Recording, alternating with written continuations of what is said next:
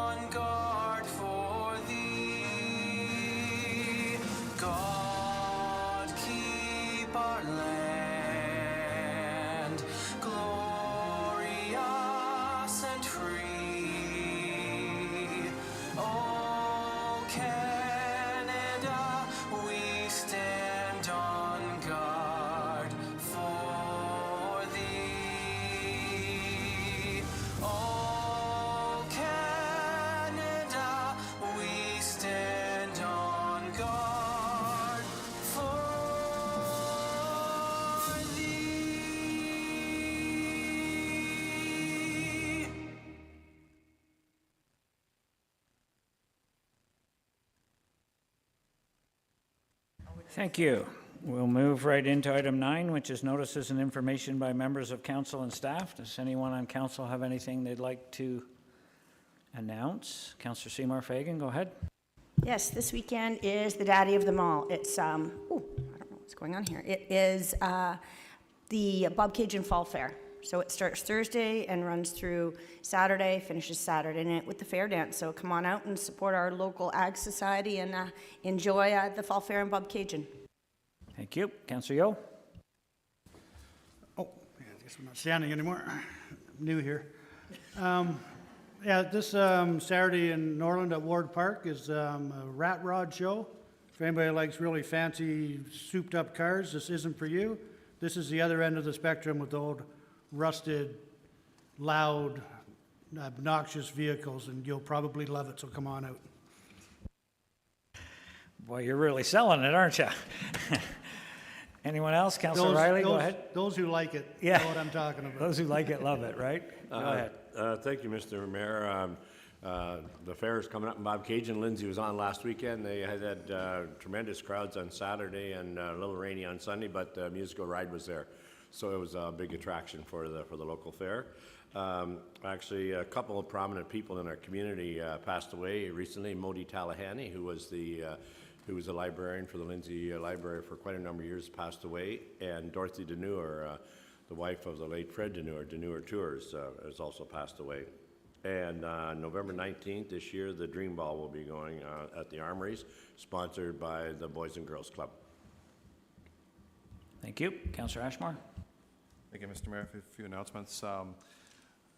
To send out congratulations to James Clark. James Clark is a mixed martial arts fighter, and he added to his championship belt collection with a recent win in Philadelphia, defeating California's Aaron Lee Lafarge during the Cage Fury Fighting Championship held in Philadelphia, and he's going to be doing his next fight in Tampa Bay. He ranks as in the top 10 fighters in North America, so congratulations to Pleasant Point's James Clark.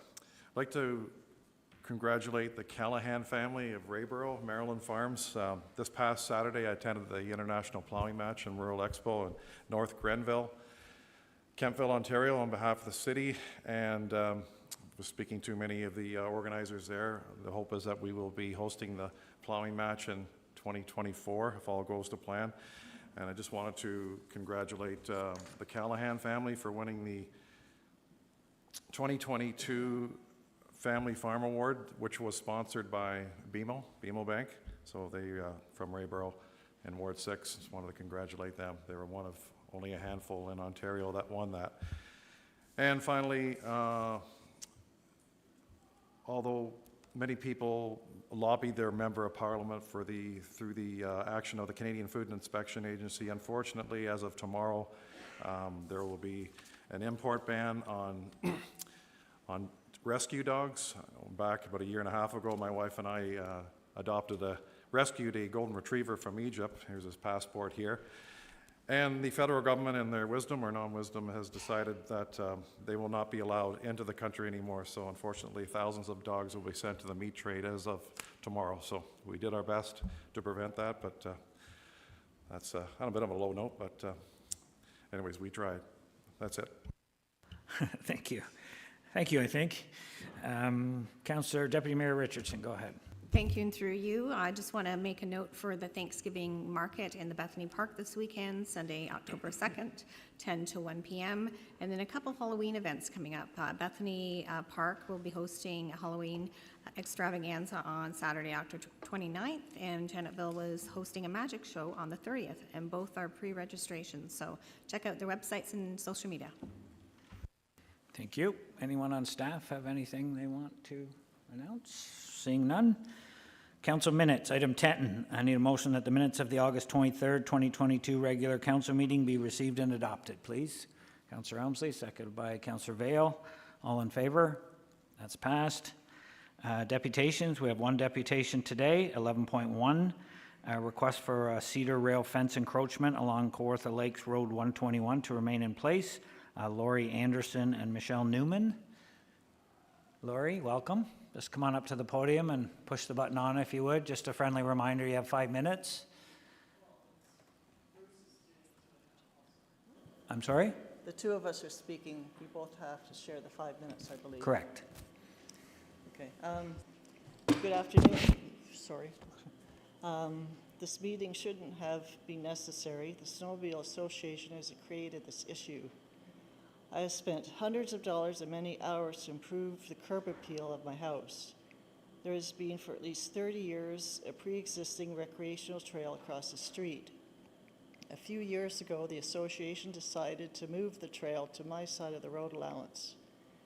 In the process, they hired 5-Star Trucking to change the grading by dumping a half load of dirt removed from the road allowance, as witnessed by my neighbor. This occurred on a Sunday when I wasn't home. You have photos of the altered grading and then with the erosion. It's full of rocks and weeds, and it is impossible to cut with a lawn tractor. After talking to the president of the association, he stated that they would not use this part of the trail. And Mr. Rentrule, the trail groomer, stated that the empty lot adjacent to me was better for him anyway. I mentioned to the president that the ATVs use the trails, and he stated that the ATVs ruin their trails. Upon speaking to ATVers, they informed us that Mr. Rentrule, that he told them to use these new trails. Oh, sorry. ATVs are no longer one-person trikes. They can weigh 2,000 pounds, and they travel in groups. The destruction to driveways is not fixed by anyone other than homeowners. I had installed a breakaway cedar fence. The ditch is 5 foot 2 inches deep. It defines the entrance to my driveway and prevents an underage unsupervised child from ripping up the dirt they had dumped and repeatedly doing donuts in my driveway. This had not been an issue until the association moved the trail. I've had several neighbors applaud my fence and even offered to take up a petition for me. As you can see by the photo submitted, homeowners have permanently altered road allowances by their driveways, and their ditches aren't as deep. The bylaws should apply to all. Other photos show how homeowners on my road have tried to deter recreational vehicles. This trail is 60 feet from my bedroom, and snowmobiles have woken me up at 2 a.m. It appears that the Snowmobile Association feels they have carte blanche to do whatever they please. At a neighbor's request, Pat O'Reilly had researched the bylaws and said that, in fact, No ATVs are permitted on the road allowance from the 8th concession to the 3rd line. In closing, I would like the dirt removed, the trail to remain across the street where it's always been, and to be able to keep my cedar rail fence. Thank you. Thank you, Laurie. Sorry, I said Michelle, it's Bruce, isn't it? I don't know where. Sorry about that. Go ahead. Well, good afternoon to council and you, the mayor. Okay. If you don't know me, I'm Bruce Newman, of course, and I'm a 30-year employee of the city of Kawartha Lakes, now retired. Got a smile on him over there. Kawartha Lakes. This all started 2 years ago as we speak. When I arrived home on a Sunday afternoon, I found a dump truck and an excavator in my driveway. They were in the process of dumping undesirable dirt, rock, and weeds by my neighbor's hydro pole and yard. When I looked in my ditch, I found the soil disturbed and no longer able to cut the grass with a ride-on lawnmower. At this time, I was assured it would be fixed. This never happened. At this time, I noticed the contour of the embankment going up the hill had changed. I also noticed down the highway there had been other excavating. I asked the operator if Bell or Hydro had been informed of the locate maps or wires. I was told it was a Sunday and they asked for the permits, but the city charged contour of the embankment. Operator said it was Sunday, he did not need them, and he could do as he wished. Engineered banking can ensure erosion. After this happening, I contacted Public Works in Kobe. At this time, there was a search for permits, only to find there was no permits applied for the Snowmobile Association or issued for their request Public Work to come and to do this. No one had come out.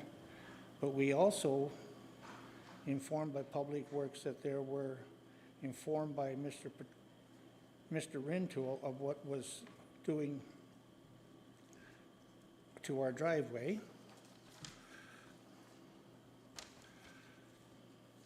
Mr. Rintoul assured he had talked with Public Works foreman for an area it was being approved when they talked with the contractor who was going to do the work to alter my driveway, and by informing me that there was no permits and that he would not do the work without one.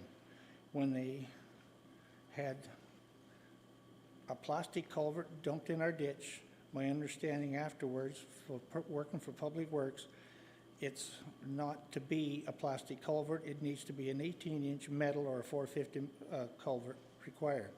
So that did not meet standards. There again, no permits. The embankment ranged from 5 feet on lorries and to 6 feet on the other side due to the drop in the safety issues of cars and trailers sliding off when using our driveway to turn around. We each built a breakaway fence which consists of no concrete or steel. In the fall, Mr. Rintoul used the groomer to push our fence up into a pile. Mr. Rintoul broke this and also solar lights and made the new route inside our ditch. This entailed the first winter of snowmobiles traveling on all our lawns and riding through my garden as though it was out the situation, but nothing. The first year I talked to 37 riders that had concerns, as now was the snowplow went up the highway with throwing snow, salt, and sand upon the guardrail and on top of the snowmobilers. This route now crosses the driveway of our future gravel pit also down the road.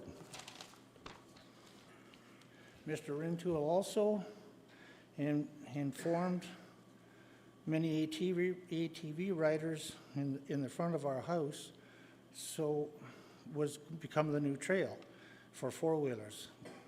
As part of the picture supplied, you can see the damage done, and we must repair. A young neighbor now uses the route to come as far as their driveway, do donuts in our driveway, and then go back. After talking to residents of the other snowmobile associations, we were informed that Rintoul cannot do as he wants. He can make changes as though permits and consent of property owners, and have engineered plans, hearing for Bell and hydro and gas. Can I just get you to locates. wrap it up, Bruce, if you don't That's mind, it. please? Thank you. Thank I'm you. just done. Okay, thank you for your deputations. What is your ask of council? I'm just sorry, I'm a little confused as what, yeah, come on back up if you don't mind. What are you asking council for here today? Well, in my closing, as stated, that since the trail has already been across the street for over 30 years, just to keep the trail where it was, and for that dirt that they dumped with all the rocks, to remove that, and just so I can keep the fence. I mean, it does define the driveway. It is quite a drop. Have you approached our realty services about an encroachment agreement for your fence yet? Yes, apparently that was denied. It was denied. Okay, so my recommendation would be that we receive these deputations, refer them to staff for a report back in Q1 2023. That way we can sort of get all the information, because it sounds like there's a few different departments involved. So if that works with council, I think that's probably our best direction right now. So can I get a mover and a seconder for that? Councillor Dunn and Yo. Are there any questions for either deputant? Councillor Seymour Fagan, go ahead. Yes, thank you. What was the reasoning for moving the trail to the other side of the road? I have no idea. They just decided to do it. And when I first called the city to talk to them, the person I was talking to said, well, they can do whatever they want. But I understand they don't have a lot of permits to do whatever they have done. So What snowmobile association is it? it's, what's it called, Bruce? It's just the one up the road, the Fourth of Lakes one, I believe is what it's called. Okay, thank you, because I know that they usually work well with landowners, and yeah, this isn't Well, good. this one No. don't. Well, we'll get all the information back in the report. It's probably ATVs and snowmobiles and who dumped the dirt, and if there's an encroachment agreement, why was it turned down? There's a lot of questions here, so I think we get the report back. That should hopefully fill in some of the blanks, and then the next council can make an informed decision. So any other questions for the deputant? Call the question. All in favor? And that's passed. Thank you for sharing your concerns with us today. Much appreciated. Okay, we'll move into correspondence. Item 12.1, the Boyd Building, 21 Canal Street, Bob Cajun. This is related to agenda item 5110 on our consent agenda. Both the correspondence and the report seem to be in sync with each other, so just a motion to receive the correspondence I think is suitable right now. Councillor Seymour Fagan, second by Councillor Helmsley. Any questions? All in favor? That's passed. Recommendation from the Kawartha Lakes Parks Advisory Committee regarding winter use of parks. I have a suggested motion that the correspondence from the Parks Advisory Committee relating to the opening of some city parks during the winter months be received, and that the correspondence be referred to staff for review and report back in Q2 2023 with an overview of the potential parks that could be considered for winter use, including what the associated costs and staff requirements would be. That should cover it. Councillor Helmsley, second by Deputy Mayor Richardson. Any questions on that? All in favor? That's passed. 12.3 is a recommendation from the Kawartha Lakes Parks Advisory Committee regarding off-leash dog parks.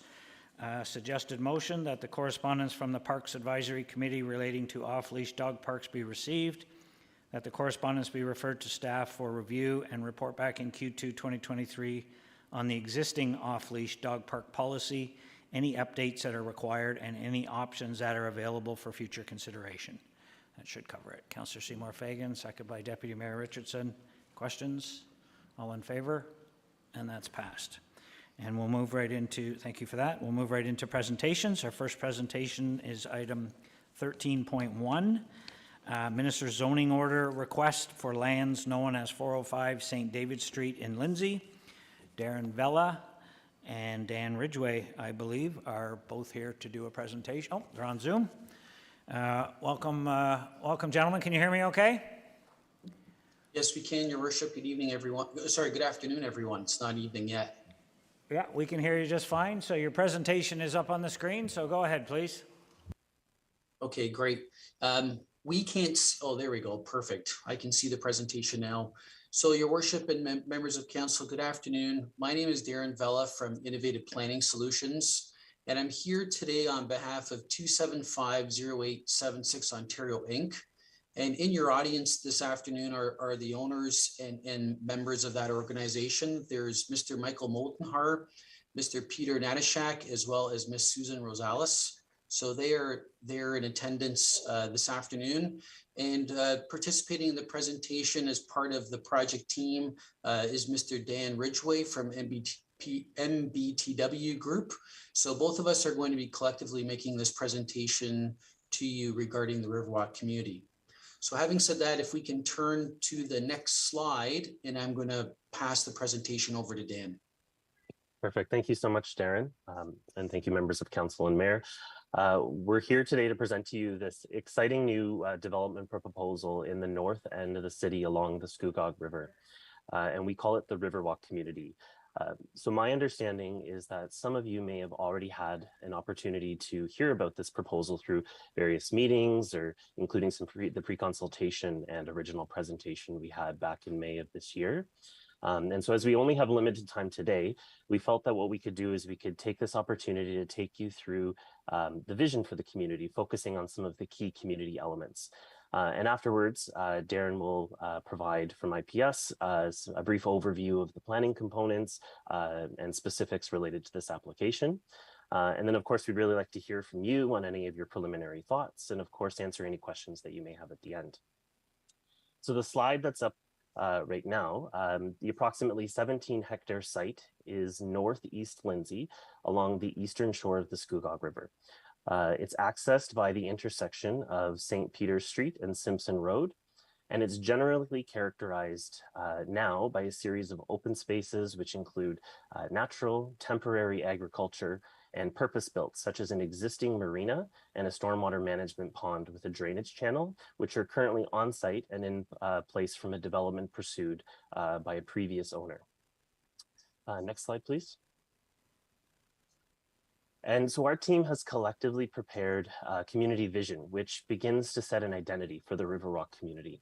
And so we really envision this community to be a dynamic, resilient, walkable community, one that really celebrates its rich natural history and strong connection, obviously, to the Scugog River. And we propose to do that collectively as our team through these three pillars that you see through here.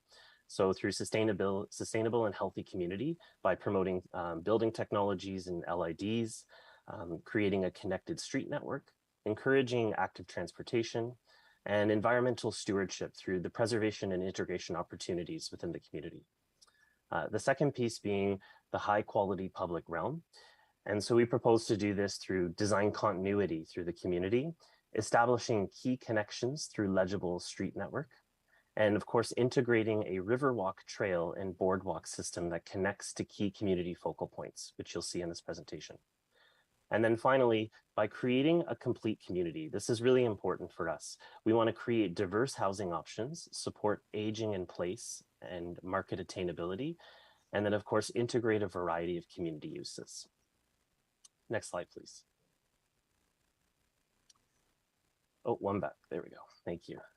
So this is the proposed community master plan. And what this is, just sort of high level, is this implements the intersection of all of the great work that our team has done, which is the existing conditions and the environmental features and analysis that's gone into this project, along with the development objectives, and of course, the established vision that I was just talking about a moment ago. And so the master concept plan, from a macro perspective, it includes a primary main street spine that's strategically located to maximize the development opportunities on the riverside. So this would be create destination with focused views to the west rather than to the east. It includes a variety of housing options that provide greater market attainability for purchasers and to support the community ideology such as aging in place, which I sort of touched on in the vision. And those types of units would include a variety of different townhouses, apartment buildings, and even some mixed-use buildings around that central marina that you see there. And the community from a macro perspective also includes a legible streetscape and open space connectivity, which provides linkages to a variety of key community focal points. So those focal points include things like parks and open spaces that you see here, lookouts along the Scugog River, the Central Marina Precinct, recreation natural areas throughout, and most notably, you'll see on the west side along the river, a Riverwalk trail and boardwalk system. And we promote to do this, implement this active transportation system while also fostering environmental stewardship opportunities. Next slide, please. So this is one of the special character areas that we really wanted to highlight today. This helps really kind of create more of that identity for the community. And this is the Marina Precinct. And specifically, one of the key features to this area is regarding the proposal to utilize a grade change from the existing marina to the balance of the community. So what I mean by that, and you can sort of see in the cross section through here, is we would use the buildings as the built form in the marina as a retaining wall. And then we would terrace the central community spaces to allow a maximum connectivity through the space, while really just creating sort of defined spaces within. So it's not just one large open space. So this would include, for example, the marina's water edge versus, closer to the north, the public piazza or plaza. And we also want to create clear east-west and north-south pedestrian routes. And then, of course, encouraging multi-seasonal uses of the space. So this could be things such as an ice rink in the winter where the marina is. And we envision this precinct to be primarily residential with a mix of uses on the 2 floors that are directly accessible from the lower and the higher grades. So the lower being internally and the higher grade being external to the marina. And these uses would include things such as restaurants, patios, general retail, could include things like water-related rentals, various outdoor markets, etc. And then another key feature to the Marina Precinct is incorporating access to that Riverwalk trail system and boardwalk that I spoke about as well. Next slide, please. And so the waterfront and the waterfront trail and boardwalk is something that we also felt that was worth talking about as a special community feature and highlighting again. So this, as you can see, travels along the Scugog River, taking advantage of the various grading conditions that exist, while also creating a connectivity loop for the primary main street at both ends. It enhances the community active transportation system by providing an opportunity to connect to a series of community focal points. So these focal points are things like the recreation area, the various lookouts that you see along the trail itself, the central marina, and then of course, potential future links that may exist to surrounding trails or other city infrastructure. And the master plan for Riverwalk community, broadly speaking, it just intends to include things like interpretive landscaping opportunities, not only just within this trail that you see here, but through the entire community. And while the detailed design on these landscape features and this community is yet to be prepared, the intent is really to incorporate a specific design elements that pay tribute or even maybe tell a story, or simply just evoke like a specific emotion or memory. And this is really important to us from a community perspective, as it contributes really to a sense of place by not only just passing on information to people, but also allowing people to experience that idea itself. So now, while I could probably spend another 20 minutes waxing on about this great community and all the details regarding what our community and what our team has prepared, we do really sincerely hope that this brief overview has piqued your interest, and we look forward to continuing to work with the city on this exciting development. And so our group planner, Darren, is now going to take you briefly through some of the salient planning components of our application. Thanks, Dan. If we can turn to the next slide, please. So, Council, why are we here today? So the real reason we're here is there's a bit of a history as it relates to this property. through the town's official plan process. And what I've tried to do in this slide here is just highlight some of the key timelines relative to the city's new official plan and how it relates to our request this afternoon for an MZO. So back in September of 2020, council adopted a new official plan for the city of Kawartha Lakes. And as part of the adoption by the town, as well as by the Ministry of Municipal Affairs and Housing in 2012, the entirety of the Riverwalk property was included within the settlement boundary. And so that's extremely important because what that would have allowed us to do is basically advance this project right into a plan of subdivision application, given that the lands would be fully within the settlement area boundary, and those lands have a purpose for being developed for urban uses. What we've learned through our dialogue with the town and communication with the town is as part of the settlement to a number of the appeals to that official plan that dated back to 2012, there was a process through which the town had to remove certain lands from the originally approved settlement area boundary. And so back in February of 2021, the town did send a letter out to a number of property owners whose lands were being considered for removal. The town did send us a copy of that letter. Unfortunately, when that letter originally went out, we did not receive a copy of that letter, as that letter went to an address that was not in use by the ownership group for the property.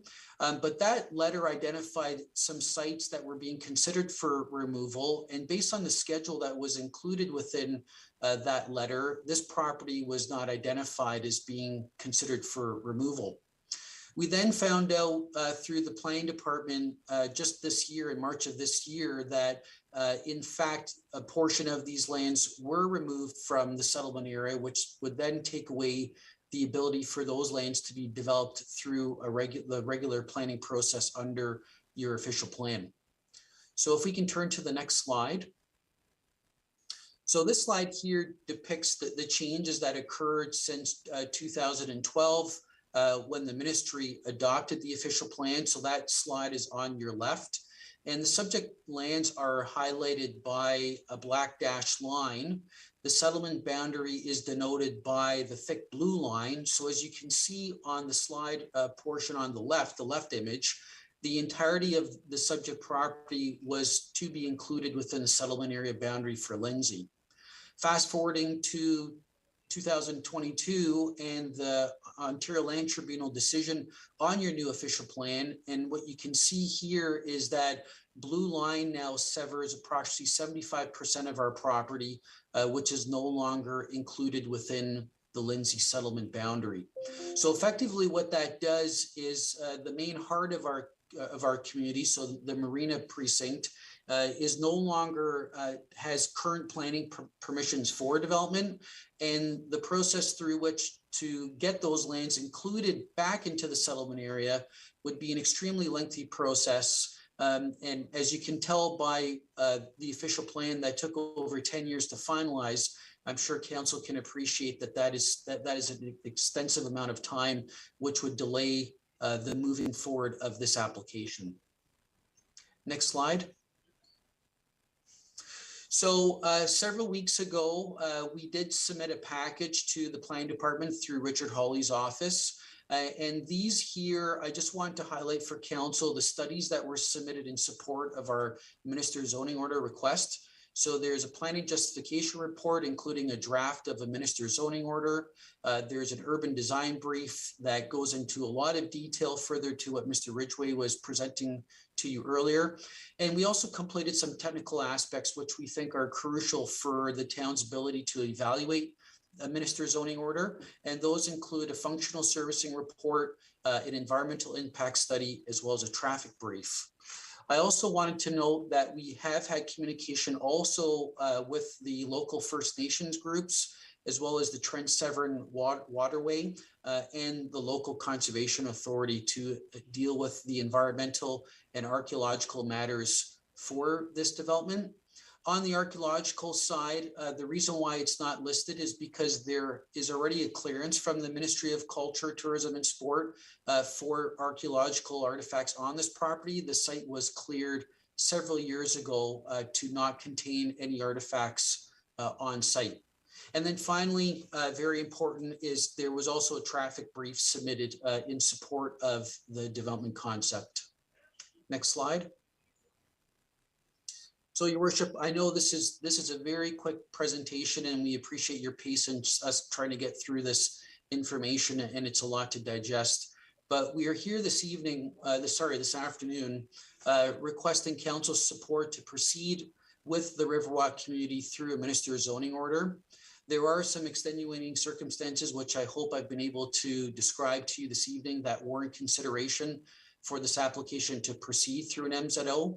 And what's important to note is even if there is an MZO approved for this site, council and staff would still possess the ability to work through the technical details of this development through subsequent applications that would require council approval, namely being the plan of subdivision application. The MZO request would establish the principle of development for this exciting new community and accelerate the community master plan as described by Mr. Ridgway. So with that, Your Worship, we're happy to answer any questions, and we appreciate the opportunity to present before you this afternoon. Thank you for the presentation. It certainly is an exciting community. I agree with you. I do have, we'll just see if there's any questions, but I do have a recommended motion for council to consider, that the presentation and request to council to support, in support of a minister's zoning order for lands known as 405 St. David Street, Lindsay, being the Riverwalk community, be received, that city staff be authorized to work with the requester and staff at the Ministry of Municipal Affairs and Housing, MMAH, to initiate the appropriate process to support moving forward with this request, and that city staff report back to the new council with information and recommendations in January 2023. And I think that sort of covers everything we need. Can I get a mover and a seconder? Councillor Dunn, you'll move that. Second by Councillor Seymour Fagan. Do you want to speak to it? Is there any comments, questions? Yeah, just very briefly. This puts it in the laps of the new council coming on, which I'm very much in support of. But it takes a lot of the paperwork out of the mix, so that come January when the new council's up and running, they can actually address this issue. So it just takes a big chunk of time out, and I think it's a good motion. Thank you. Councillor Seymour Fagan, do you want to speak to it? You're good. Councillor Helmsley, question? Thank you, Mr. Mayor. I think it's a great project. It looks really exciting. I'm just wondering if the candidate sites are still before the LPAT. Can this go forward, or do they have to wait for the LPAT to finish their business? Is that a question for me? Maybe. Do you have any insight on that, CEO? Or I assume this is why we get a report back from staff. It'll all be flushed out. It's only a couple months down the road. It's not that far ahead. Richard's with us. Do you want me to start with Richard? Go ahead, Director. Or through the mayor to the councillor. The minister can issue an MZO despite a matter being before the tribunal. That was the case with the craft development in West Lindsay. The minister issued an MZO despite the matter still continuing to be at the OLT. So that is not a consideration for the minister when issuing an MZO. Thank you. Did you have a question, Councillor O'Reilly? Yes, I do. Just think it looks like a great project. It looks like there may be some challenges with the Riverwalk being that close to the river, but I hope it all works out and works through it. It's unfortunate that at this time that you didn't get the proper letters, but hopefully, as the mayor has said in his motion, that we can expedite this in the new year, because it certainly looks like an exciting project. Yeah, and I'll just comment briefly. I think it is an exciting project, and I think when you look at that area of the river, that old cutout marine area that's been there for many, many years, and nothing done with it, and somebody's come into our community, wants to invest in our community, And, you know, this is a pretty nice addition to our community at the end of the day. So we can't change what's happened. We can all, you know, why'd this happen? How did it happen? If it happened, and we'll get that, the new council will get that report back. Some background information, I guess, but at the end of the day, I think if there's a way to expedite this, then hopefully the new council will consider that if it's done properly, and we can get moving forward with something as exciting as this. So I think it's a good motion, and it covers all those bases. Councillor Ashmore, you had a comment? It's a question maybe to you. I know this is going to the next council, but are we not in a stage of lame duck where we should not be making any of these decisions until the new council comes aboard? I just want to make sure we're not breaking the municipal act by doing this and fast tracking one particular. It's a nice project, there's no argument about that, but I just don't feel comfortable enough really going this route, because is it legal to do this when you've said that, you know, we're in, and CAO has delegated authority, but we don't. Unfortunately, that's the way it is under the Municipal Act, and are we doing the proper thing legally here? We're not making any kind of decision with this motion. That's why we worded it the way we did. It's to initiate the process, our staff to work with the ministry, and we refer it to staff for a report back to the new council in January 2023 when they would make a decision at that time moving forward. We're not making any kind of a commitment or decision as a council here today. We're just asking for more information from our staff, some background information, so that when the new council gets the report, they'll have all the information in front of them and they can make an informed decision. Okay, it's just that I feel that there's another, I don't need to mention the other one in my ward that's been waiting at 20 years, and they've had an archaeological report, and they said, well, they have to get a whole brand new one, whereas some don't have to get a new one. Like, it seems like there's different rules for different projects, and I don't feel comfortable enough, you know, favoring one particular development. Like I said, it's a nice development, but I just don't feel confident I'm making the right decision here, and it's not clear with me. This is just, I'll just reiterate again, you have your opinion on MZOs, which is fine, I respect that, but this is just a motion to initiate some discussion with the ministry on the process, refer it to staff, and then it'll come back to the new council in January with all the information. So well, just there's for the no record, commitment being made here whatsoever. I've approved MZOs here, like I approved one and I didn't agree with the other one. So I voted in support of them, but in this period of time, I just think that it's not appropriate. Okay, well, because we're in this period of time, that's why we're referring it to staff, and we're not making a decision to agree with an MZO or not agree with an MZO. That's why we're referring it back for more information, because we're in this period of our council. So I completely agree with you. This would not be the time to make a decision and approve an MZO, whether we had the authority or not. And that's why this motion refers it back for more information so the new council can make that decision. Okay, any other questions? Is everybody clear on the motion? Call the question, all in favor? And that's passed. Thank you.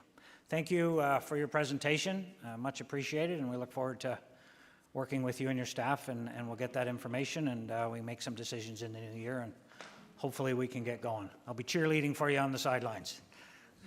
Thank you. Thank you very much.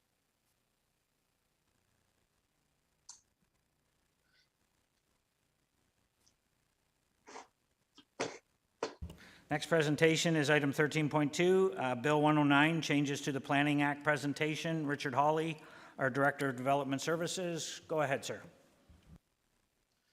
Good afternoon, members of council and everyone else watching. Joel, could somebody put the presentation up? Perfect, thank you. This presentation just sort of goes over the More Homes for Everyone Act that was introduced earlier this year. Next slide, please. So the current government introduced the legislation the end of March, and it received royal assent a couple of weeks later. The bill made changes to 5 main pieces of legislation.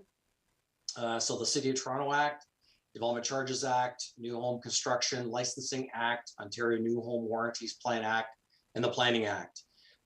This overview is really just going to focus on the Planning Act changes.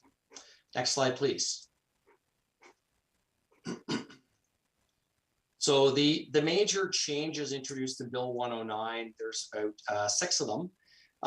The first one is issuing refunds for zoning bylaw amendments and site plan applications where a decision was not made within the statutory timeframe.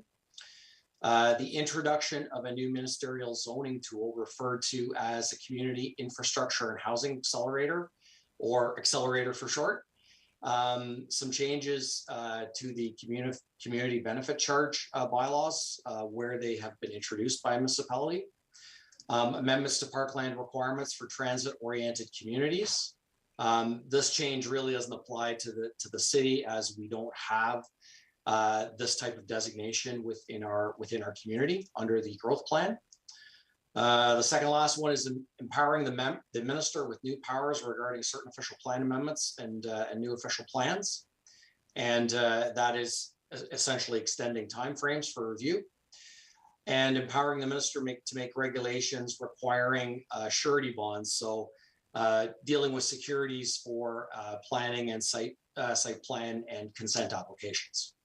Next slide, please. So the first one deals with the application fee refunds. So these target primarily rezoning applications and site plan approval applications. Rezonings need to be dealt with within 90 days, and site plan applications need to be dealt with now within 60 days. If we don't hit those timelines after the prescribed timeframes, we have to refund 50% of the fees. In a further 30 days, if we don't make a decision, we have to refund 75. And finally, within another 30 days, we have to refund the entire fee. So these changes will apply for applications made after January 1st of 2023. The intent is to expedite the approval process for applications. Interestingly enough, the legislation does not apply to other agencies that collect application fees, nor does it apply to any external agencies such as the province or any other agencies that we deal with on these various application streams. Next slide, please. So site plan approval, there were quite a few changes there. Municipal councils are now required to delegate site plan approval decisions to staff for applications received on or after July 1st of 2022. The good news is here, the site plan approval is a delegated authority to the Director of Development Services and has been for some time already. So there was no need to change that delegated authority bylaw. Site plan application review timeline has been extended from 30 to 60 days, after which an appeal can be filed for a lack of decision. There are now requirements under the Act for complete applications, very similar to rezoning applications, which we're now essentially allowed to have pre-consultation and establish what requirements need to be submitted as part of a site plan application. We also have 30 days to review it and deem the application complete. One of the things we will be doing is we will be looking at this process in detail through the fall to implement any changes that we need to, including pre-consultation processes and any changes that we need to make to the delegation approval bylaw. Next slide, please. So plans of subdivision. There will be some changes made under Bill 109. This allows the minister to determine what is a suitable condition of draft plan approval and what is not. Presumably, there may have been a number of conditions that have been opposed that they don't feel are appropriate conditions of draft plan approval. So the minister will be setting out a regulation under the Planning Act on what is and what isn't a suitable condition. There is also a very interesting provision that was included in Bill 109, which allows the city to reinstate lapsed draft plans of subdivision. if they have lapsed within 5 years, and essentially if there were no approved offers of purchase and sale under the previous draft approved plan. So it allows us to reinstate the draft plan approval on a one-time basis, and there are no extensions permitted under this provision. We have the ability to set the time frame that we want, and the city has already used this provision in one instance in Bobcaygeon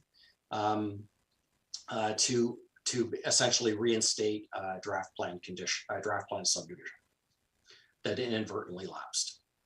Next slide, please. So this is the Community Infrastructure and Housing Accelerator, and it's another type of essentially MZO that the minister can use. So this permits them to make an expedited zoning order based on a request by a municipality.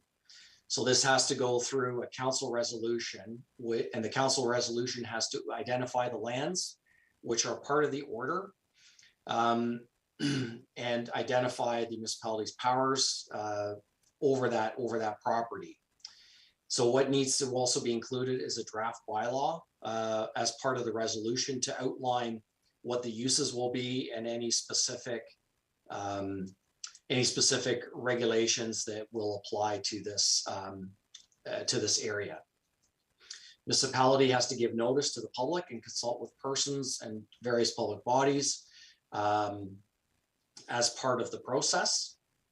Next slide, please. The municipality has to forward the resolution to the minister within 15 days of passing. And this allows the minister then to consider the resolution and make the order. The order doesn't have to be consistent, again, with the provincial policy statement, nor with any other provincial plans or the official plan. Minister can also prescribe additional persons or bodies that have to be notified of the order. And the order prevails over any other bylaw that is passed under Section 34. Draft guidelines have been issued, were issued on March 30th, but nothing has been finalized. We will be discussing this further with our Ministry of Municipal Affairs and Housing representative to see when the guidelines will be sort of moved forward more into regulation. Next slide, please. So this accelerator can be used again, essentially in place of zoning. And the real sort of idea behind it is the minister doesn't use Section 47 MZOs. These are Section 34.1, essentially MZOs, and they can be used for community housing, affordable housing, market-based housing. They could also be used for different employment or economic development opportunities that a municipality may have, or mixed-use developments. So, in light of the MZO request that just preceded us, we will be working to develop a procedure on how to deal with MZO's request in the future, and either that or these accelerator requests as well, just so that we have a standard procedure that we review these types of requests through. Next slide, please. Community benefits charge reviews. This section doesn't necessarily apply to us as we don't have a community benefits charge bylaw yet in place, but there were some new reporting requirements brought in with this, as well as a requirement to review the bylaw every 5 years, subject to public consultation. My understanding is we are potentially looking at a community benefit charge bylaw, but haven't necessarily started that work yet. Next slide, please. Ministerial powers regarding official plan approvals. So gives the minister a number of new discretionary authority with respect to official plans that are before the tribunal or before their review. It allows these matters to be referred to the tribunal for recommendation on whether the minister should approve or modify the official plan or official plan amendment, or it allows the minister to refer them to the tribunal for a final decision. So the tribunal has the opportunity to hold a hearing before making its recommendation or rendering its decision. And this applies to official plans submitted to the minister for approval prior to April 14th, 2022, for which no decision has been made in part. So these matters can be referred to the tribunal. It also allows the minister to suspend a time period in which to decide for these types of matters, subject to the minister's approval. So it does give them some more latitude in terms of dealing with official plans and official plan amendments. Next slide, please. This is another regulation that once it comes into force, it allows the minister to make regulations prescribing and defining the types of securities that a municipality can take. Basically, the idea behind this is that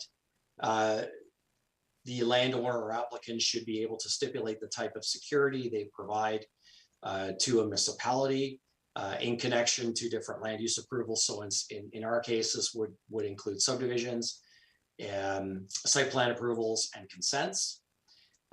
Once these regulations are sort of put in force, there's expected to be some consultation with municipalities, development industry, and other relevant stakeholders in advance of making these changes.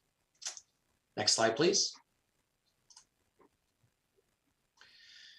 So finally, while there are a number of good things that have come out of Bill 109, there's also really a sense in talking to various colleagues and having discussed this with different groups that it certainly is telling municipalities to do it faster or will penalize you. The fact that municipalities are the only ones that really have to refund fees and meet the timelines seems fairly onerous. The accelerator program, it appears to be a municipal process to circumvent provincial policy and official plan policies. So essentially, I guess the question is if the province really views the entire planning framework as problematic.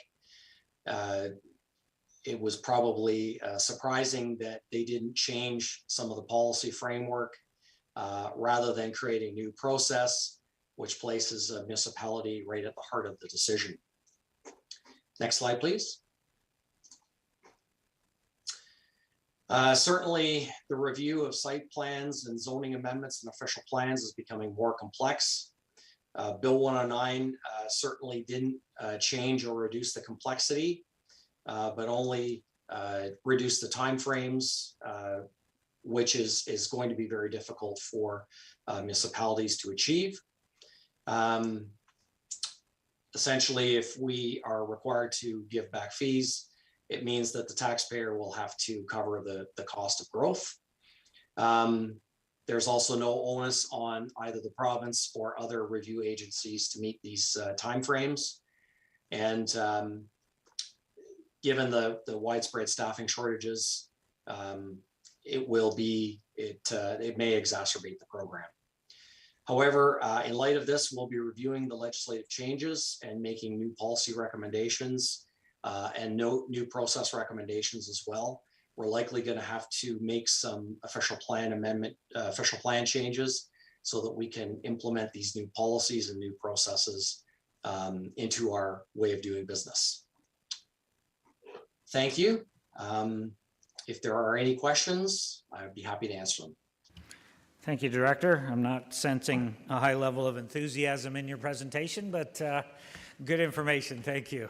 Motion to receive, Councillor Dunn and Elmsley. Thank you. Councillor Dunn, you had a question? Go ahead, sir. Thank you, Mr. Mayor. Just two quick questions.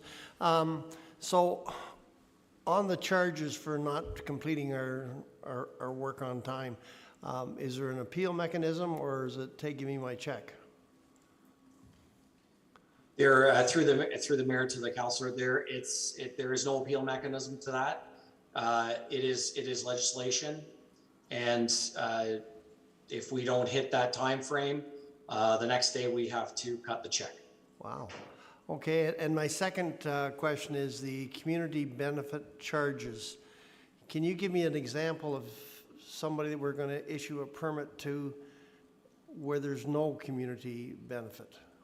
Like I'm assuming that if we're charging them for a community benefit charge, that if there's no community benefit, then those would be the people that we're charging. Is that a correct assumption?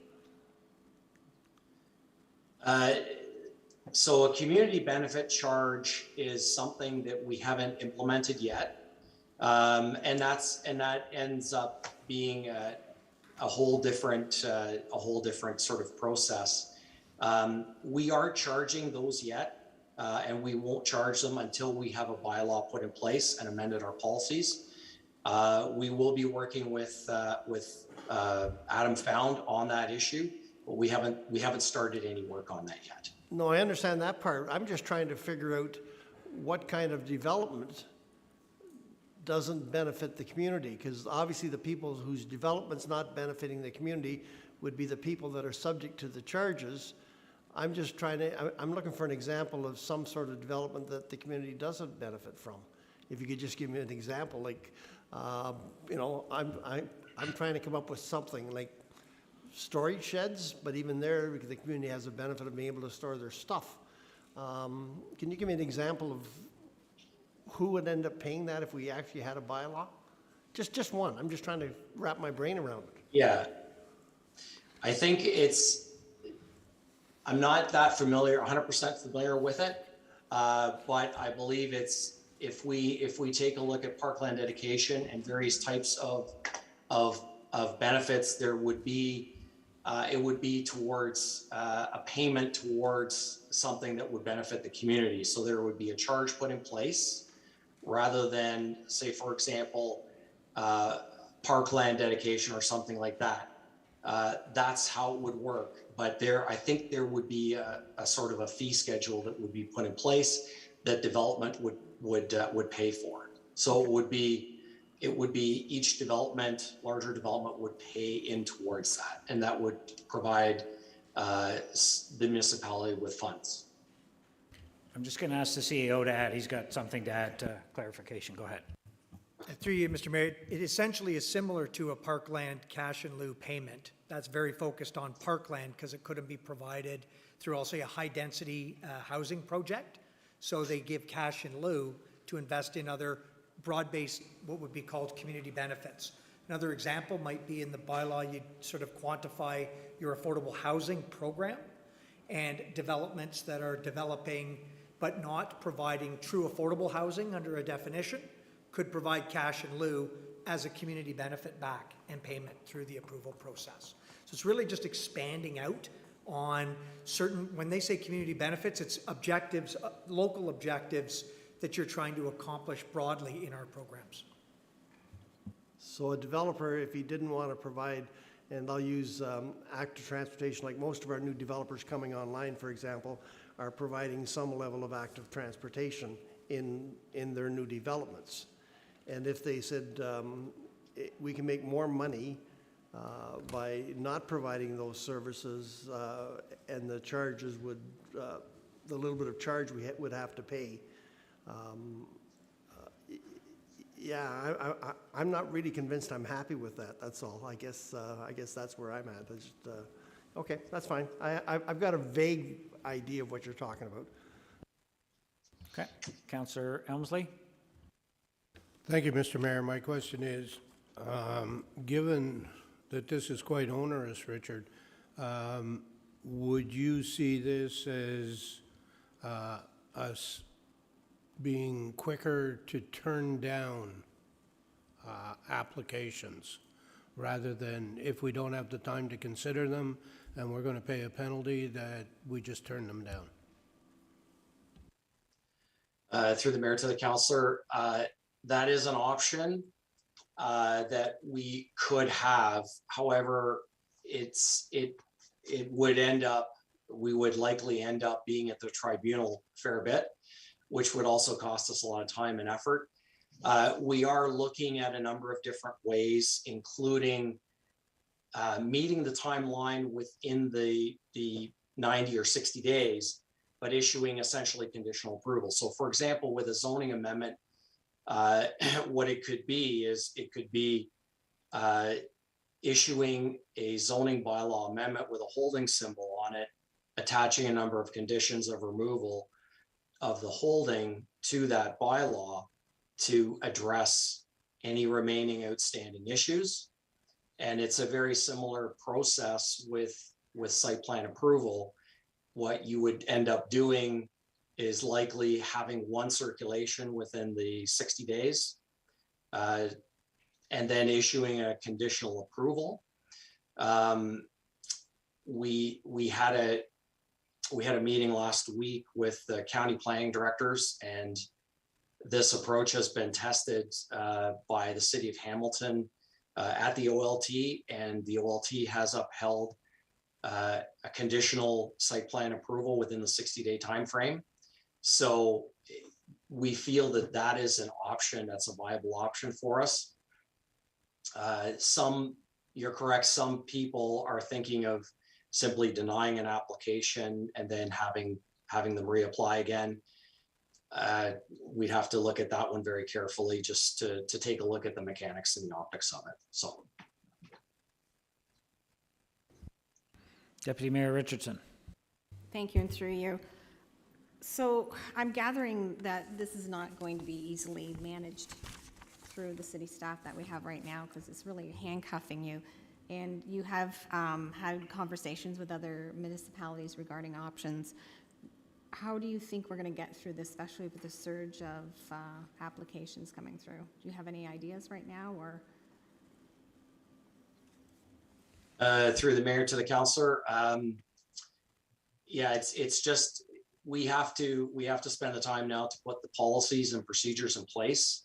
It's just something that we have to do because the time frame is there, and we're just going to have to manage the expectations, and keep on the recruitment drive to get the number of planners in here that we need.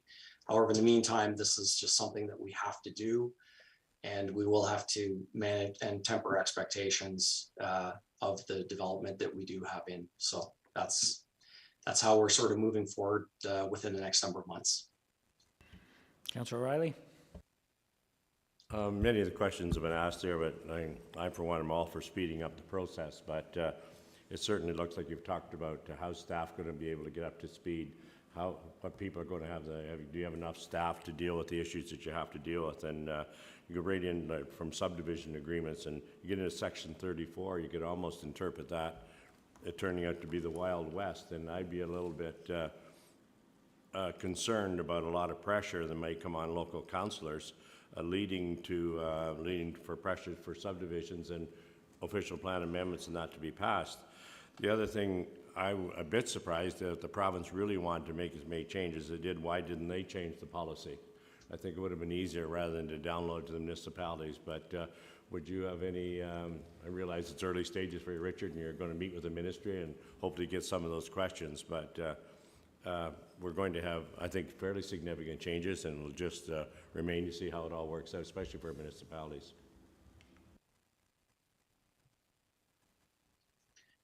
Yeah, through the mayor to the councillor, yes. I mean, that has certainly been a bit of a sentiment in that if they need to rely on MZOs, why not change some of the policy process and so on and so forth. But that's not what was done. We will look at the options. There are a number of municipalities that have really done a lot of good work at implementing this. So we'll be taking a very close look at those examples, and feel that there will be some good work that comes out of that. And there's always if we can take a look at some of our processes and some of the things that we do, maybe we don't have to do it the way we're doing it today. And I think there'll be some good that comes out of that as well. So, you know, we will come up with a workable solution that will work for both the industry as well as the city. So. Thank you. Councillor Vale. Thank you. Same thing, lots of questions asked. So basically, I guess from what you've said and the discussion around the table, so the fact that it sounds like we're really not happy with the timelines that are being imposed, then is the feeling that the current timelines that people have had to wait for files to be processed the last few years is acceptable? To the mayor, through the mayor to the councillor. Yes, so I mean, we always do try to process things as quickly as we can. Sometimes things are beyond our control, and that's one of the things that we can't control is the speed at which agencies respond sometimes, or you know, the speed at which comments come back to us or changes come back to us from the development community. But it's the feeling not that by modifying our processes and policies that we couldn't address some of these timeline issues even before it being mandated for us? Some of these timelines are quite onerous. To get a site plan approval within 60 days, it's not really possible because in most cases you're into 2 or 3 submissions. If you turn around a submission within 4 weeks, you're already going to be over the 60 days. The previous timeline, for example, for site plans was 30 days, always has been 30 days. It's impossible to hit that sort of a time frame for a complex site plan application. It never happens. Even zonings at 90 days, it can be tricky. Easy rezoning applications you could hit within the 90-day time frame. However, if there's any complexity involved with it, it's typically not done within the 90 days. Yes, some of our applications have taken longer than that, but it's just very hard to hit those timeframes. So is the feeling that we shouldn't have hard timeframes then? Because I certainly believe we should.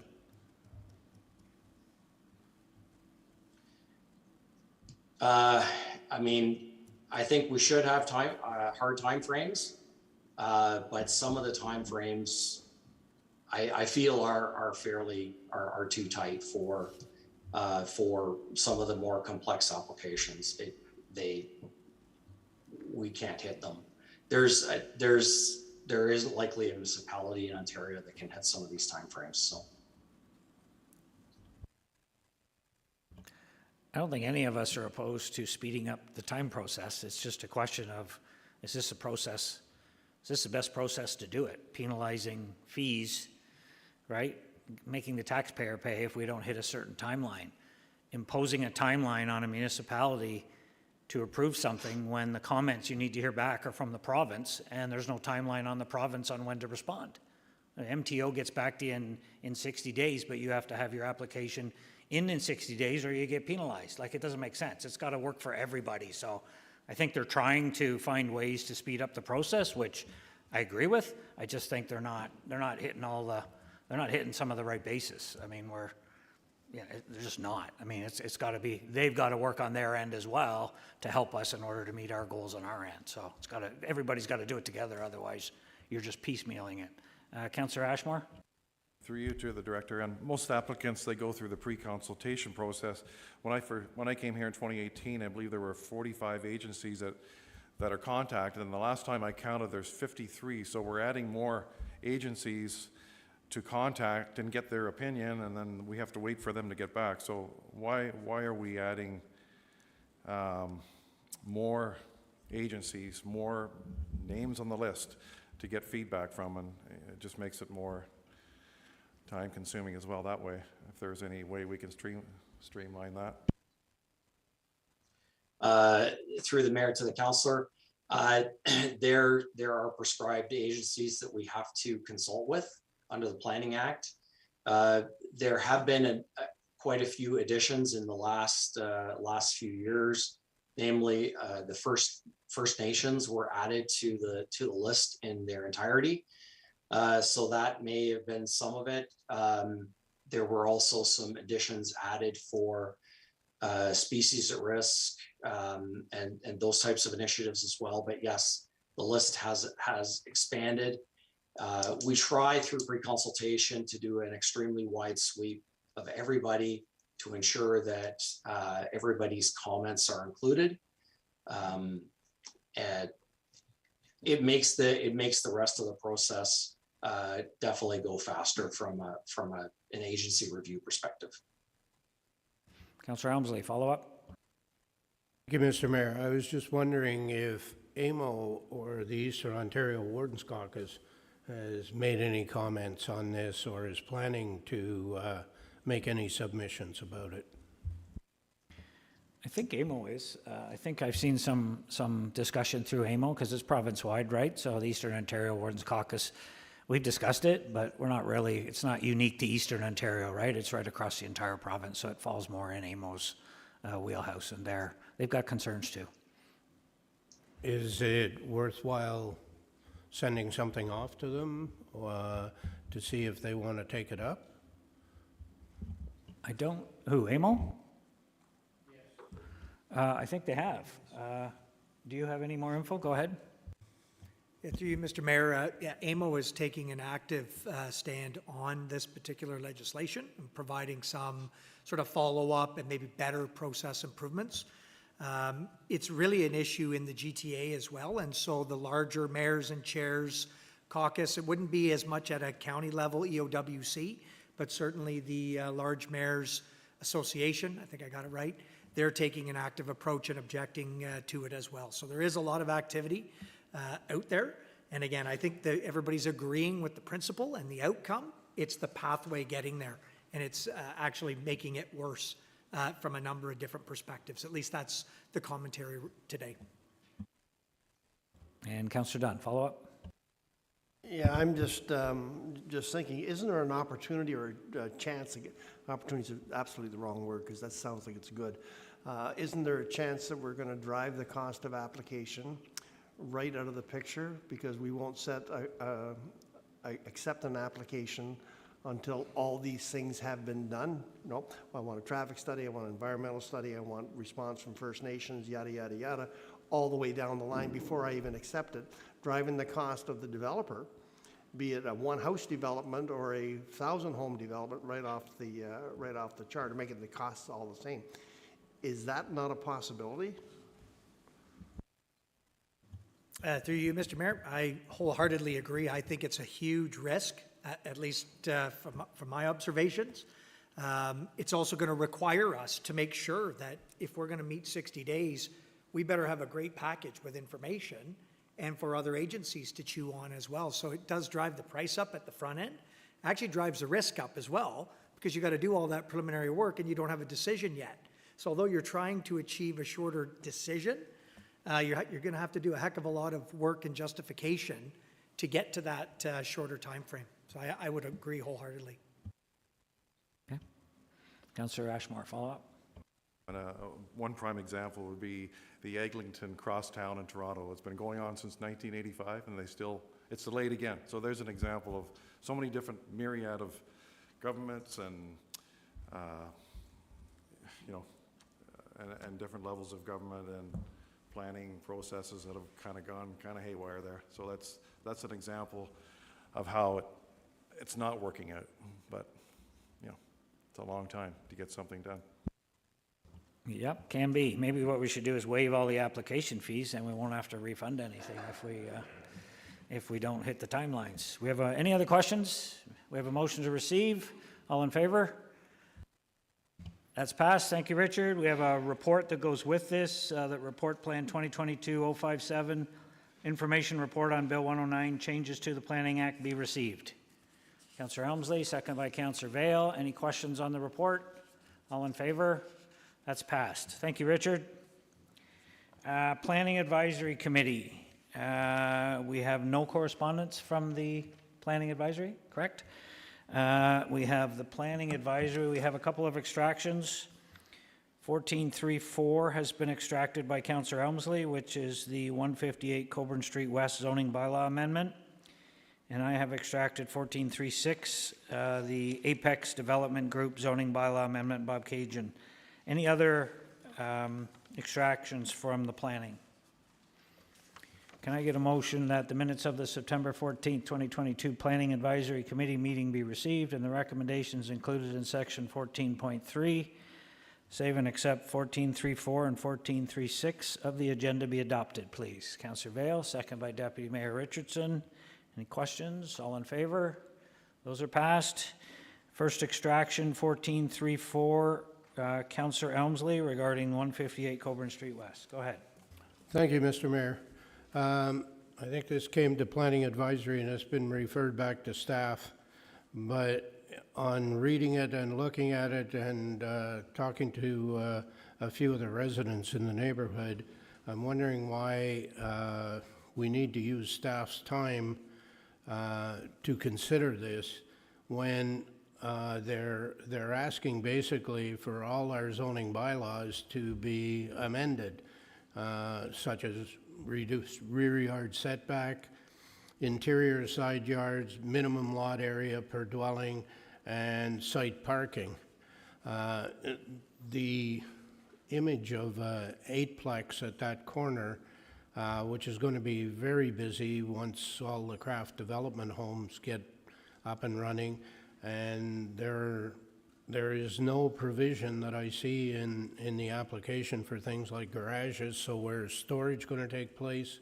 You're going to have garbage cans and recycling all over the place. Cars, there's no provision. There's provision for parking for one car per space, but if they have more than that, are they going to do on street parking? And how is that going to be accommodated? The whole thing smacks of just overcrowding, and it's not infilling. And rather than take staff's time to negotiate all these things and discuss all these things, I'm suggesting that council just kill it, send it back to the developer to come up with another plan. And if I get a seconder, I'll speak to it some more.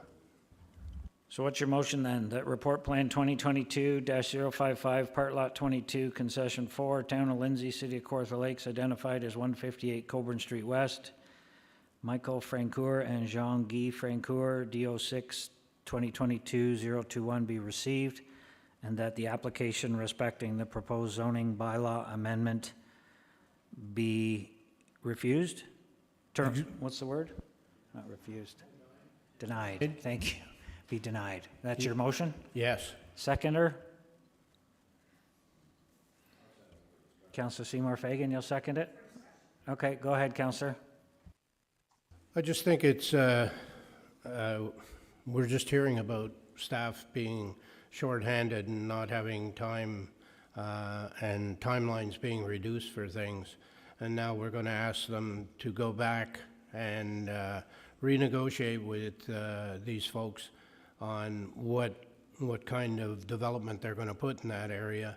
And I think rather than take their time up doing it and cause the residents of the area more angst, because they're certainly not in favor of the development, that we just send it back to the developer now and ask him to resubmit a more normalized plan for a small lot. Councillor Seymour Fagan, you seconded it. Do you want to speak to it? Yes, so that was our intention at Planning Advisory, to send it back to staff to rework the plan with the applicant, because we also have a housing crisis. So I understand that people don't want some development in their area, but we do have a housing crisis, and that was the idea, is to go back to staff to see what they can do and do it properly, so everyone's happy. Yeah, and I agree. It was it was the motion that was recommended as part of the public meeting, is the opportunity to hear from staff. Many of the concerns that you raised, Councillor, were raised at the planning committee. The applicant was here, the planner for the applicant. They went back. We specifically said, don't come back until you have a plan less than the 8 or the 4 with the units. There is a housing crisis, we recognize that, so that maybe there's a development that go there that fits a little bit better with the community. And, you know, unfortunately, if we denied applications every time the neighbors didn't like what was going on, we wouldn't be building very much in this city. So I think we have to find that balance. It's not suitable. We all agreed, I think, at planning what was presented, but I'm pretty sure the planner for the applicant got the message that, you know, go back. I think this is more an onus on the planner than it is on our staff to go back and rework something and come back, and obviously there'll be another public process moving forward. So that's why we sort of followed the process and said, let's give it one more shot, refer it back, see what they can come up with. If it comes back with the same application, no changes to the next council, then hopefully the residents will come back again and council can make a decision that at that time it's not a good fit. So that was the rationale at the planning meeting. But Councillor Dunn, you had a comment? Go ahead. Yeah, I've received all the same calls. My response has been we have to use the process. We don't want council to become the quasi-PAC committee. You know, like, I agree, 8 houses is too many. I mean, I absolutely agree. I received all the same emails, but I think we have to let PAC, and then if they come back with a recommendation we don't like, then we can do something about it. But this is going back to staff to come back with a better recommendation. And I think we have to give the PAC an opportunity to do their work and then see what they bring forward. Thank you. Councillor Vail? Just further to your comments too, I think after the public meeting and even during the public meeting, the developer for that property, it was well aware of the concerns, and I think they realized that they made a very, very big mistake by not speaking and consulting with the neighbors and the residents in that area before putting a plan forward. And numerous times during that public meeting, they extended the olive branch to meet with the neighbors and try to rework that plan to come up with something that everybody could live with. Agree. Councillor Riley, that what you were gonna?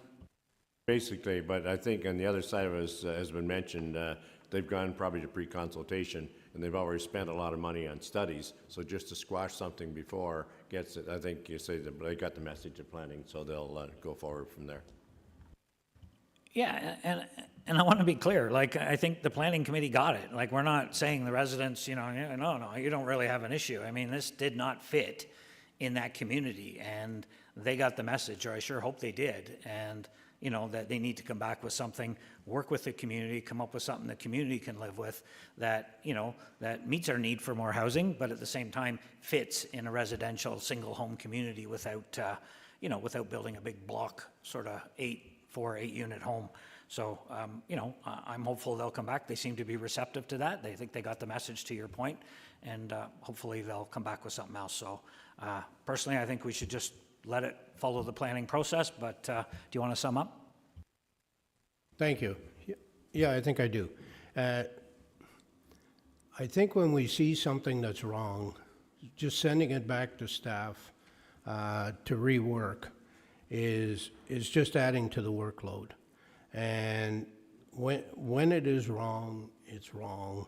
And why put the onus on our staff to do it? I think the onus should be on the developer to come back with a plan that works and not tie up staff time in doing it. I'm sure they would be happy to say, well, that might be okay or that might not be okay if the developer asked. But I really feel that with residents being adamantly opposed to this, and certainly I'm sure that they will take every means to object to it, that it could turn into a dog's breakfast and we could be dealing with this for months and months and years and suck up lots of staff time. So I just thought that the best idea was just kill it and let the folks who want to do the building come back with a plan that is more acceptable. Thank you, Councillor. Everybody clear on the motion that we're voting on? Okay, call the question then. All in favor? Motion fails. Can I get a mover for the original motion to receive it and refer it back to staff to rework the project, basically? Councillor Yeo, thank you. Second by Councillor Vale. Questions on that? All in favor? That's passed. Thank you. 1436 we extracted, which is the report for the Apex Development Group in Bobcaygeon. This is finishing off an old subdivision on Cedar Tree Lane. Well, great. I have no problem with the motion, so if I can get a mover and a seconder for the motion, I just want to speak to the traffic signals. Moved by Councillor Seymour Fagan, second by Councillor Vale. I just wanted Council to be aware that we did add, the Planning Committee added, Engineering and Corporate Assets Department be requested to budget for these traffic signals for installation in 2023 in partnership with the applicant. And where that came from was we were made aware that in the, I'm going to get it wrong, Richard, the master traffic study we did, or the transportation master plan, the previous one we did years and years ago, traffic signals were identified as a need at this intersection. They were never done.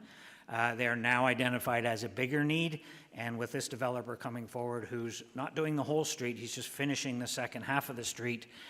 He was at the meeting, he offered to pay for a portion of that, so we thought what a great opportunity to get the lights put in, get some help with the cost, and that's where that came from. But it is a budget decision going forward to 2023, so I didn't want to just put it through without council being aware that that was the rationale for what we did. Any questions on that, concerns? All in favor? And that's passed. Thank you. Okay. Oh, engineering? Sorry, Juan. Go ahead. Yes, through you, Mr. Mayor. Just for clarification, the 2010 Transportation Master Plan did identify a signalization at the intersection of Cedar Tree Lane and CKL Road 36 in their long-term plan. So that was 12 years ago. Subject to development occurring on that section of the street, which has been stagnant for the last 12 years. Hopefully with the Apex development, that will accelerate the development in that area, and then the need for the traffic signal will be there. Another comment on budget, the 2023 draft capital budget has been submitted already, and I can tell you the draft budget does not include this. So I would recommend that this motion be deferred to the budget consideration, both for the design and then installation of the traffic signals. I would suggest the motion's been passed, so you'll have to find a place to put it in the budget. Thank you.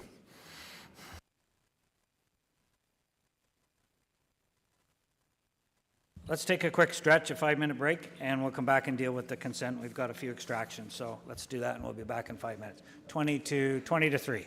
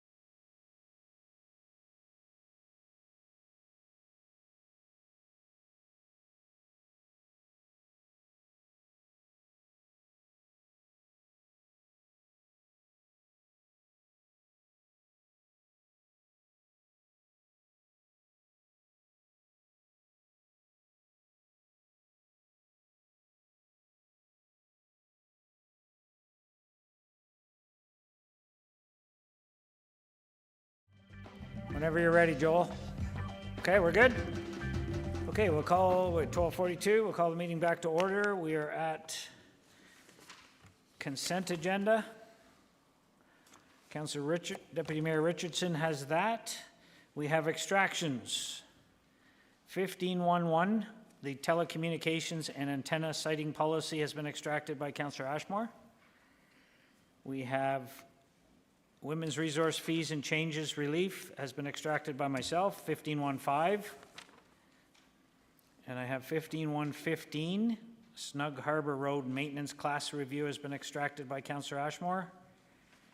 And I have 15116, 2023 response time performance plan has been extracted by Councillor Ashmore as well. Any other extractions from consent? Seeing none. Deputy Mayor Richardson, go ahead. Thank you, and through you, moved by myself, seconded by Councillor Vail, that all the proposed resolutions shown in section 15.1 of the agenda be approved and adopted by the council in the order that they appear on the agenda and sequentially numbered, save and except for the following: 15.11, 15.15, 15.115, 15.116. Thank you. Thank you. Call the question. Any questions on that? All in favor? That's passed. 1511, telecommunication and antenna siting policy. Councillor Ashmore, your extraction. Go ahead. Thank you, Mr. Mayor. Just through you to Ian, if he was available, Ian Walker, or, yep, there he is, okay.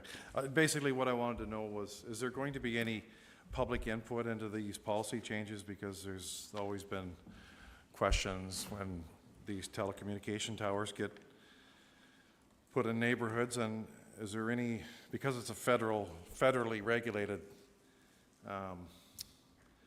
projects, is there any way that the public can have some sort of input into these? Because as it is right now, you know, there's limited ability for the average person who's going to be affected by these towers to have some sort of input. So that was just my question. Thank you, through you, Mr. Chair, to Councillor Ashmore's question. In terms of public input into this policy, I don't know that there's necessarily a need for a public review of the policy as it relates to this. So as the councillor had noted, telecom towers are under federal jurisdiction. So there is a public consultation component, which the tower provider is required to do based on the federal requirements. As part of our city policy and some of the recent changes we've made to it were to add to or enhance the public consultation requirements. So council does have the ability to through their policy, to enhance that. So what we had done was required that all landowners within 120 meters of a rural property and within 60 meters of an urban property would receive notification through that federal process. But again, it's to provide additional notice to all the landowners to which it would matter. So then those landowners would be notified by the proponent and would basically need to direct their comments to the proponent, and they can CC the city. We do have a dedicated email that's been created specifically to taking in these inquiries. Our new email, telecomapplications@kawarthalakes.ca. So we are aware of all the public consultation piece that goes on between the provider and the public and any concerns made available. What you'll notice as you go through this policy is what we've done is if an application is contested by the public, so if there are objections that the public is making, the provider has a responsibility to provide comments and try to resolve those public concerns. However, if in the end they are unable to do that and there's still public objection, then any of those applications would still be considered by council. So we would then consider it a contested application.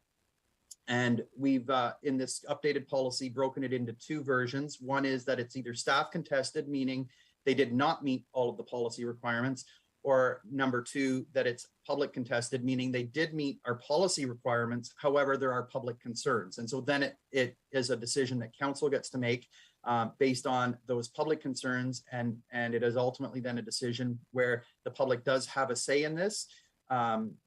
one of the components to remember here is that before the federal government will give approval to a telecom provider, they are required to get a concurrence from the municipality. If the municipality does not provide concurrence to them, they then can go through an arbitration process where the federal government then has to decide based on, municipal concerns and the telecom provider's input, and then make a decision based on that, whether they are going to give an approval to a tower. But from what I understand, that arbitration process perhaps only occurs in about maybe 1% of cases. That's fine. That helps. Kind of limited to what you can do, but. Okay, well, this is a great policy. Ian's done a great job with this.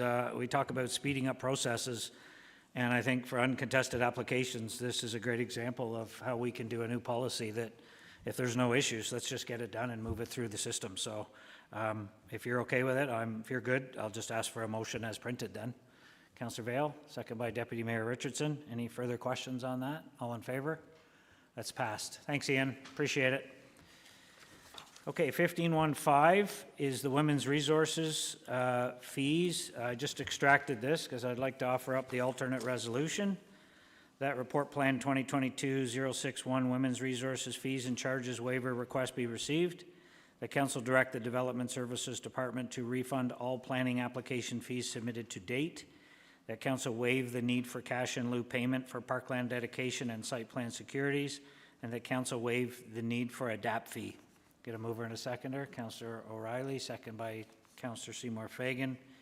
Any questions? This came forward a long time ago, this request from Women's Resources, and they're a great organization. So all in favor? That's passed. Great, thanks. 1515, Snug Harbor Road Maintenance Class Review. Councillor Ashmore, go ahead. Just through you to Mike, Mike or Juan, who could answer this, please. They did a traffic count, I believe, just recently, and would this be something that's going to help with the classification of what type of surface they're going to be used for the Snug Harbor? The Snug Harbor community has a main thoroughfare that goes through at Snug Harbor Road, and then there's different streets that branch off it. Given the fact that there's going to be a new subdivision, hopefully within the next couple of years, what will this do? Will this change what type of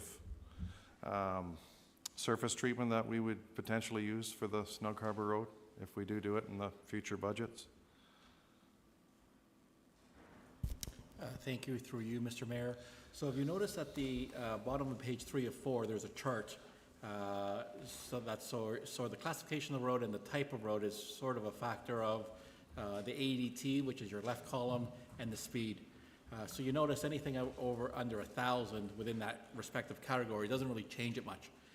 And well under 1,000 for the section of road that's unposted or 80 kilometers per hour. There is a subdivision in the middle of Snug Harbor Road, but it has not yet been approved or submitted. There were some concepts back a few years ago. I believe it's currently up for sale. It is technically not a road through there. It's a hydro access road that is paved that we are currently utilizing and maintaining. But again, the classification of a road most likely won't change, because if you go to that chart that I mentioned, even if you add 50 or 500 ADT, it doesn't really move it. It moves it. It's still remaining a 4 or a 5 respectively. Now the surface type of road may change with the new development if it ever materializes. Yeah, that's fine. Thanks for that. That's good. Yeah. Okay, just receiving the report? Yep. Moved by Councillor Ashmore, second by Councillor Yeo. All in favor? That's passed. Thank you. Next extraction, 15116, response time performance plan 2023. Go ahead, Ron, or Councillor Ashmore, sorry. Just wondering if I could, through you too, Sarah? Okay. I know that paramedics try to get to the scene as quickly as they can. It's not their fault if they're way somewhere else and they've been told to stay at a certain area. However, we did have an incident there in Cowan's Crescent and Cowan's Bay where it wasn't the paramedics' fault, but they were stationed far away and we didn't have them in Omemee at the time. But is there going to be anything in the southeast corner of the city where we can have more paramedics stationed in order to prevent something like that happening again? Like I said, it was no fault of the paramedics, but it's just that they're not strategically located maybe as best as they could. But I'm sure this study here is going to help us get response times better. But is there any talk or any plan of getting more in that southeast corner of the city, so we don't have to rely on Thanks for the Peterborough? question. Through you, Mr. Mayor, to Councillor Ashmore, there is. So in the master plan review that was done a little while ago, there was quite a bit of improvements in terms of our deployment plan, including that area. So it's quite a few years down the road, but it's a noted gap in the Omemee area for response time. So it's almost in the midst of Peterborough County and Kawartha Lakes, and we know that our response times are suffering in that area. So the report in front of you, it talks to a more generalized response time, and you're well aware that our county is both urban and rural. So when you put those two things together, the response time becomes a lot more complicated to try to meet those metrics. But to answer your question in short, yes, it is part of the master plan, but 3 to 5 years into the review or into those implementation plans. Okay, thanks. And there was a term for locating ambulances, the chief had said before, I forget the exact term, but do you still practice that of locating them in places like, for example, Dunsford or Willowdale Road in south of Lindsay, so they're just ready to go when people need them and they're strategically located? So basically they rotate around the city. Are you still doing that and sort of to cut down on the response time? Through you, Mr. Mayor, to the councillor, yes, we are. So it's called mobile deployment. So anytime that an ambulance moves out of its main center, so say Lindsay ambulances are all occupied with calls, we'll move Pontypool north to cover off the Lindsay area, or alternately we'll move the north, so Fenland area, to move coverage into Lindsay. So we do our best to move those resources around to areas that are most likely to get the calls. It's a little bit of a goose chase at times, because we really are relying on what the past has shown us and has indicated in terms of call volume. So we will move those ambulances to those centers that are most likely to get the calls to make sure that our response time is most agile and performing as well as it can. And just one more question. I see ambulances, which is great. I see them from Halliburton, I see them from Durham region, but I rarely see a Peterborough ambulance come in our area to assist. But do they assist us, Peterborough ambulance service? Through you, Mr. Mayor, to Councillor Ashmore, yes, they do, and more, in fact, than we assist Peterborough County. So Peterborough is moving into Kawartha Lakes to service more of our 911 calls than we're going into Peterborough County. And we have a similar effect in the Durham region and even in Halliburton. So those services are crossing into Kawartha Lakes to cover our area, and we've noticed that on the increase more and more this year. Fine, thank you. Deputy Mayor Richardson, question? Yes, absolutely. It's my understanding that 911 actually does the dispatching. So if we've got a call somewhere that you generally have a unit placed, but they're already on an existing call, it's the closest ambulance regarding shared boundaries. Am I correct on that? Sorry, through you, Mr. Mayor, to the councillor. Sorry, what was the last part that you mentioned something about Brock? Well, when it's the 911 that does the dispatching, so they're the ones that make that call, what ambulance is responding to what, the emergency is. Because if we have our services already deployed in another area, it's the closest, closest boundary service that actually responds. Is that correct? Through you, Mr. Mayor, to the councillor, that is correct. So When you call into 911 dispatch, they'll ask you police, fire, or ambulance. As soon as you go to that ambulance system, they'll dispatch the closest ambulance to you regardless of what municipality it's coming from. So, say that Pontypool area, if you're calling in from, Cavan, for example, you'll get the paramedic or the ambulance that's closest. So it's most likely to be Peterborough County, but you could have a Northumberland paramedic that's traveling on the 401 through that area that just happens to be closest. So they have the finger on the pulse. They know who's going to be the closest one to dispatch, and 911 dispatch would provide that ambulance to the patient. Thank you. Sarah, I have a quick question. On page 4 or 5, it says, while the Ministry of Health mandates a response within 6 minutes for sudden cardiac arrest, the municipality is responsible to set the target percentage. What does that mean? So that means, say for a sudden cardiac arrest, the Ministry of Health says all ambulances in Ontario have to arrive within 6 minutes. But it's up to the municipality to say, what's a reasonable target that we can hit to get to those calls in 6 minutes? So our number might look a lot different than Toronto, for example, that just has more ambulances and they're more densely populated. So we say it's reasonable to get an ambulance to a sudden cardiac arrest in 6 minutes, 25% of the time. Toronto or a more urban center may say it's more reasonable to hit 6 minutes, 75% of the time. So we have to make sure that the metric makes sense for the community, for the area, and what's reasonable. What are we going to be able to achieve based on that urban/rural system?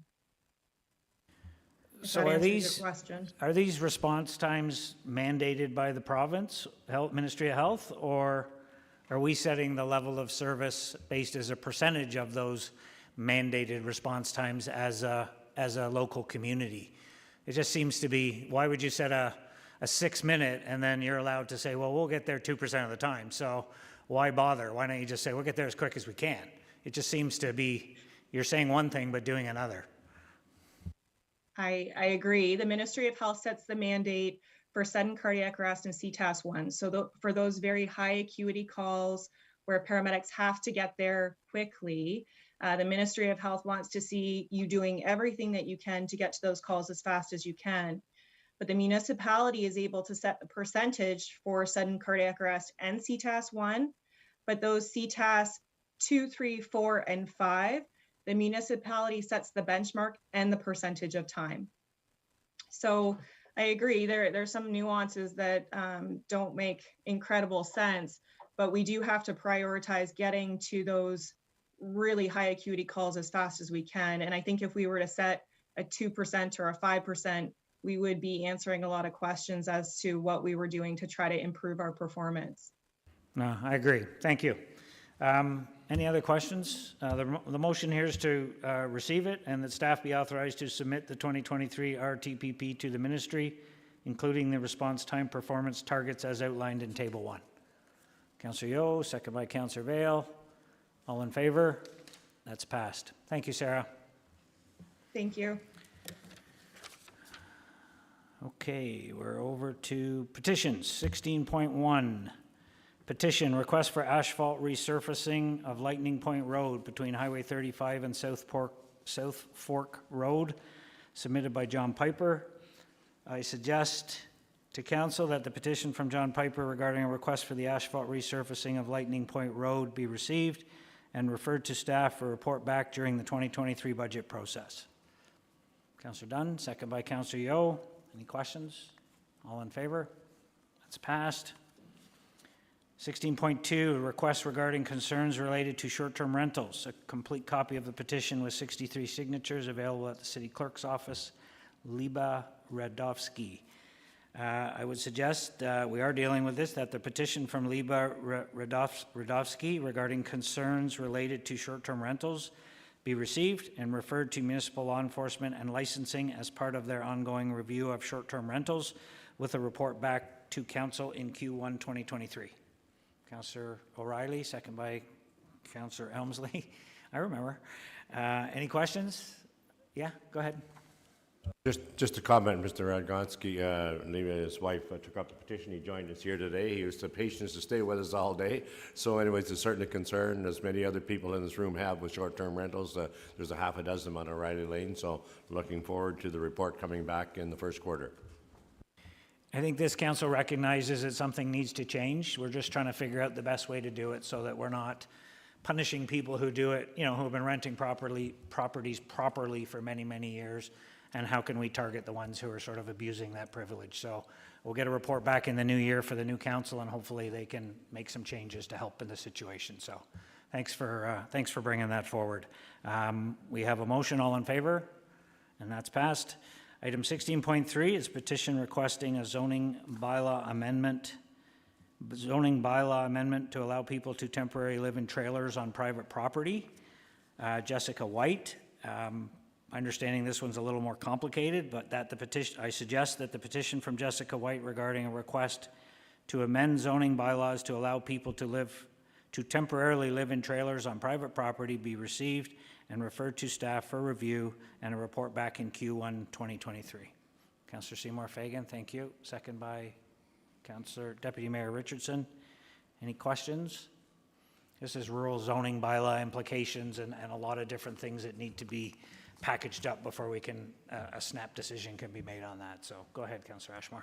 No, I was just going to say, some of the three-season parks, they have different timeframes. Some of them are 9 months, some of them are 6 months, but it gives people the opportunity to stay there longer, which is good, but they squeeze it out as much as they can to accommodate people who, basically will become homeless in the wintertime, or they don't have an alternative. Yeah, this petition is just for people on private property. If they have a trailer on private property, then they can live there. Right now, they're not allowed to until they find suitable housing. So they're just trying to deal with that. So that's what this is specific to. Councillor Dunn, go ahead.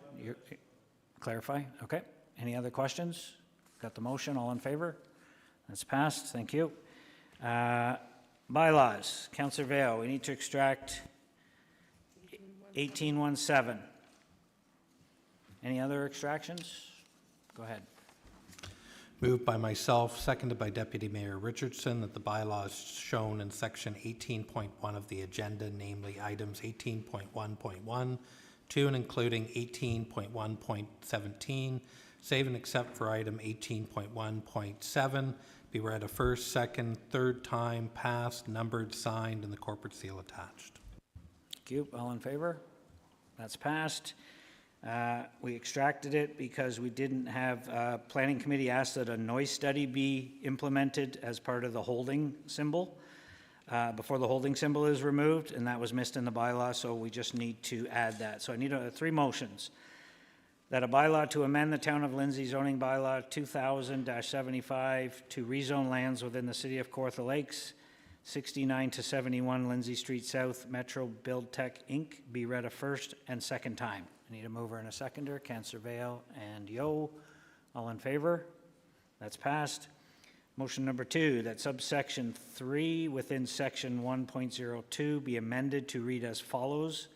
On land zoned LC-S8 bracket H, the removal of the holding symbol shall be in accordance with the completion of A, a satisfactory noise study, and B, a site plan approval. I need a mover and a seconder for that. Councillor Seymour Fagan, Deputy Mayor Richardson.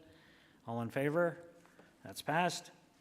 Motion number 3, that a bylaw to amend the Town of Lindsay zoning bylaw 2000-75 to rezone lands within the city of Kawartha Lakes, 69 to 71 Lindsay Street South, Metro Build Tech Inc., be as amended, be read a third time, passed, numbered, signed, and the corporate seal attached. Mover and a seconder. Councillor Yo and Dunn. All in favor? That's passed. We have no notice of motion. Confirming bylaw. Councillor Yo.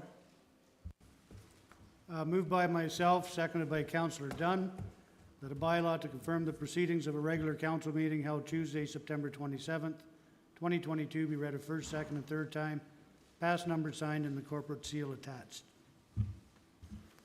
Call the question. All in favor? That's passed.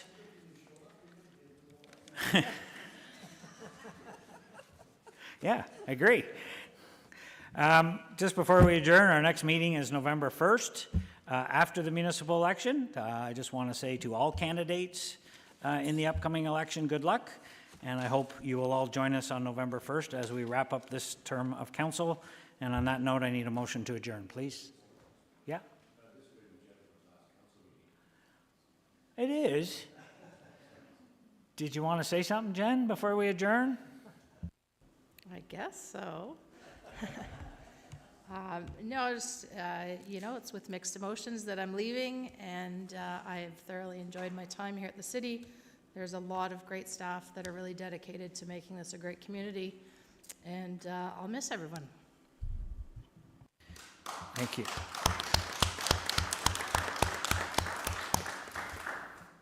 Well, you've been a really good director, and you've been very helpful when I've needed guidance on financial and other things, and I know Council very much appreciates what you've brought to the city and helped us move things forward, and I know we all wish you the best of luck in your new endeavors, and there'll be a little competition with Peterborough over there, but you know where things are happening, so good. Okay, thank you, Jen. Motion to adjourn, please. Councillor Yeo and Vale, all in favor? That's passed. We're adjourned.